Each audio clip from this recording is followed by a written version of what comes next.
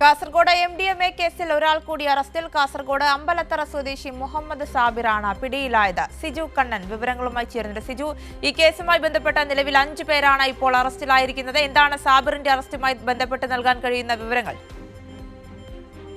Kasaragod കാലിക്കടവിൽ youth Congress നേതാക്കൾ ഉൾപ്പെട്ട MDMA കേസുമായി ബന്ധപ്പെട്ടാണ് ഇപ്പോൾ ഒരാൾ കൂടി അറസ്റ്റിലായിരിക്കുന്നത്.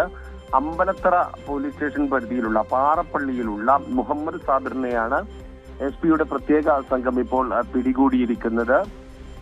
അറസ്റ്റ് എവിടെ നിന്നാണ് ഉൾപ്പെടെയുള്ള വിവരങ്ങൾ ലഭ്യമാകേണ്ടതുണ്ട്. സാബിറിന് ലഹരിക്കടത്തിൽ ഡൽഹി, ബംഗളൂരു തുടങ്ങിയവയുമായി ബന്ധമുണ്ടെന്നും ഈ ലഹരിക്കടത്ത് കേസിലെ പ്രധാന കണ്ണിയാണ്, മുഖ്യ കണ്ണിയാണ് സാബിറാണെന്ന വിവരം ലഭിക്കുന്നത്. നേരത്തെ തന്നെ ഇതുമായി ബന്ധപ്പെട്ട് ഈ 5-ാമന്റെ വിവരം കൈരളി ന്യൂസ് തന്നെ പുറത്തുവിട്ടിരുന്നു. കാസർഗോഡ് സ്വദേശിയാണ് യൂത്ത് കോൺഗ്രസ് നേതാക്കൾ ഉൾപ്പെട്ട ഈ സംഘത്തിന് ലഹരി എത്തിക്കുന്നത് എന്നുൾപ്പെടെയുള്ള വിവരങ്ങൾ നേരത്തെ ലഭ്യമായിരുന്നു.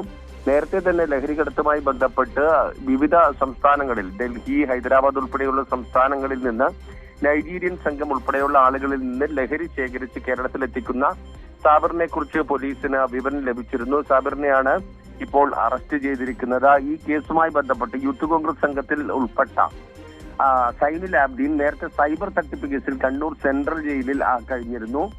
ഈ സമയത്ത് വയനാട് വെച്ച MDMA പിടിച്ച കേസിൽ സാബിറും കണ്ണൂർ സെൻട്രൽ ജയിലിൽ ഉണ്ടായിരുന്നു. ഇവിടെ വെച്ചാണ് ഇവർ പരിചയപ്പെട്ടത് എന്നാണ് ഇപ്പോൾ ലഭിക്കുന്ന വിവരം. ഈ പരിചയത്തിൽ നിന്നാണ് സാബിറിൽ നിന്ന് MDMA എത്തിച്ചുകൊണ്ട് കേരളത്തിൽ മൊത്ത വ്യാപാരം നടത്തുന്നതിലേക്ക് നയിച്ചത് എന്നുൾപ്പെടെയുള്ള വിവരങ്ങളാണ് ഇപ്പോൾ ലഭിക്കുന്നത്. ഏതായാലും കേസിലൊരു നിർണായക അറസ്റ്റാണ് അമ്പലത്തറ സ്വദേശി മുഹമ്മദ് സാബിറിന്റെ എന്ന് തന്നെ പറയാം. ആര്യ.